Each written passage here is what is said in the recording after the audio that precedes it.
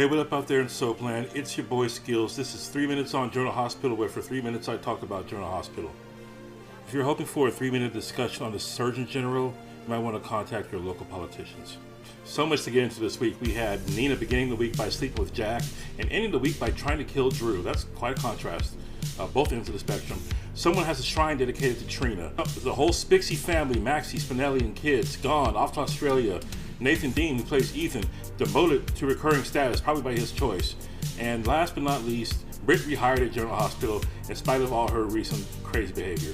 So much to get into. I'll start with the Trina shrine first. I'll tell you right away that it's not Quinn, Kai's long lost friend, who was previously on the show and did not make fast friends with Trina, let's put it that way.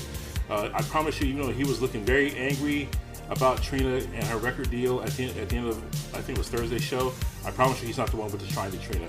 Whoever made that shrine, now in soap land, I can't speak to real life, I've never seen anyone with a shrine in real life, but in soap land, a shrine can be one of two things. One, they're just obsessed in love with the person, or two, they want to kill the person. And with this, it's too early to tell if this is one or the other.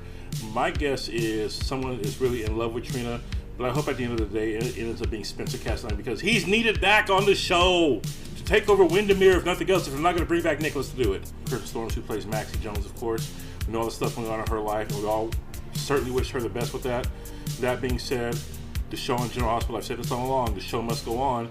You got to take care of the character of Maxie, and I said this weeks ago, part of the reason why you got to recast the character of Maxie, because if you lose Maxie, look at all the other characters who are affected, all the other actors who are affected by that character's absence, beginning with the 3 kids. Spinelli, who they've pretty much, he hasn't appeared on the show since March, even in spite of his ties to Jason, who's also been on the show since March. Felicia, she barely gets much airtime outside of hanging out with Emma, and Maxie's absence was a part of that.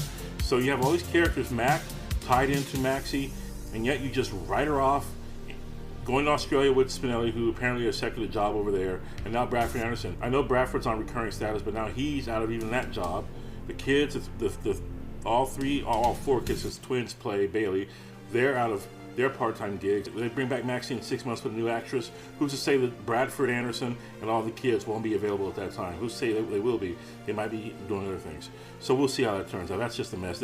General Hospital handled it all wrong with the timing. And the timing, of course, writing him off when Gary James Fuller is not even the right James playing James as James is ushered off the campus. They had to fill an actor because Gary Fuller hurt himself off screen. But I digress. Still wishing Kirsten Storms the best. Hey everybody, looks like today's episode ran way too long, so I'm going to split it up into 2 parts. Check my channel for part 2 of 3 Minutes on General Hospital.